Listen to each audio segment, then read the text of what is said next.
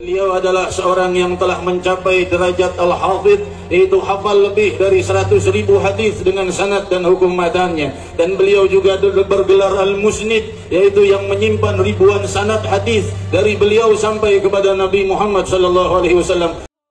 Habib Umar bin Hafidz adalah seorang ulama yang lahir di Tarim, Yaman, pada tanggal 4 Muharram 1383 atau 27 Mei 1963.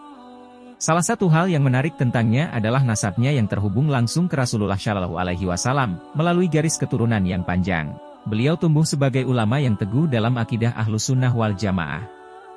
Habib Umar dikenal sebagai pendiri pondok pesantren Darul Mustafa dan banyak sekolah Islam lainnya di Yaman. Murid-muridnya, termasuk dari Indonesia, sukses dalam berdakwah, menciptakan dampak positif seperti pendirian Majelis Rasulullah dan organisasi Muasalah. Beliau mengabdikan seluruh hidupnya untuk berdakwah di jalan Allah. Salah satu prestasi besar Habib Umar bin Hafidz adalah mendirikan pondok pesantren Darul Mustafa di Yaman, serta berbagai sekolah Islam lainnya yang dipimpinnya.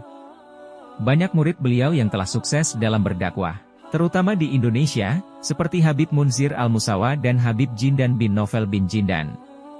Habib Umar sangat gigih dalam mengejar ilmu agama. Ia belajar dari berbagai ulama di berbagai tempat, mulai dari Tarim dan Hadramaut hingga Mekah dan Madinah. Guru-gurunya termasuk tokoh ulama ternama seperti Habib Muhammad bin Abdullah Al-Haddar dan Al-Habib Abdul Qadir bin Ahmad As-Segaf. Selain berperan dalam dunia pendidikan dan dakwah, Habib Umar juga terlibat dalam kegiatan sosial.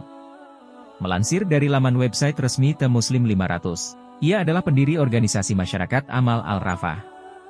Tujuannya membantu korban bencana seperti banjir di Hadramaut pada tahun 2008. Organisasi Al-Rafah juga memberikan bantuan kepada masyarakat yang terdampak oleh konflik di Yaman. Selain bijaksana dalam pendekatannya, Habib Umar bin Hafidz juga dikenal sebagai seseorang yang sangat memperhatikan murid-muridnya.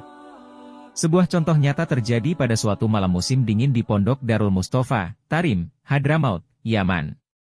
Pada malam yang suhu udaranya mencapai 4 derajat Celcius tersebut, beberapa murid asal Indonesia merasa kedinginan.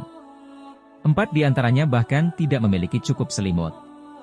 Dalam situasi ini, Habib Umar bin Hafidz dengan tulus mendekati mereka membawa 2 lembar selimut. Ia bertanya apakah selimut itu sudah cukup. Meskipun para murid menjawab bahwa sudah cukup, Habib Umar tidak lantas berhenti. Beberapa saat kemudian, ia datang lagi dengan selembar selimut tambahan. Sebuah cerita yang mengesankan adalah ketika salah seorang murid yang menerima selimut terakhir merasa kurang puas dengan kondisi selimutnya. Namun, temannya yang lebih senior menjelaskan bahwa 2 selimut pertama yang diberikan oleh Habib Umar bin Hafidz sebenarnya adalah milik beliau dan istrinya sendiri. Sementara itu, 2 selimut terakhir berasal dari anak-anak kecilnya.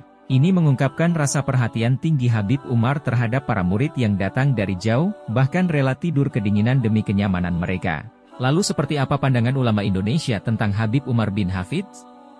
Berikut ini adalah pandangan ulama Indonesia terhadap Habib Umar bin Hafidz. Siapakah Habib Umar bin Hafidz? Habib artinya cinta. Hub, cinta. Habib orang yang dicinta.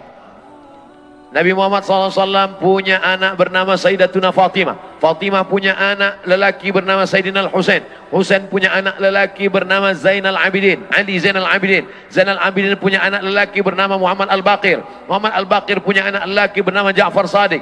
Ja'far Sadiq punya anak lelaki bernama Musa Al-Kazim. Ja'far Sadiq ada anak lelaki bernama Ali Al-Uraidi. Ali Al-Uraidi punya anak-anak keturunan bernama Muhammad bin Isa. Kerana dia yang pindah dari Baghdad ke Yaman, orang yang pindah itu disebut Al-Muhajir, orang pindah. Maka disebut dia dengan Muhammad Ahmad bin Isa Al-Muhajir.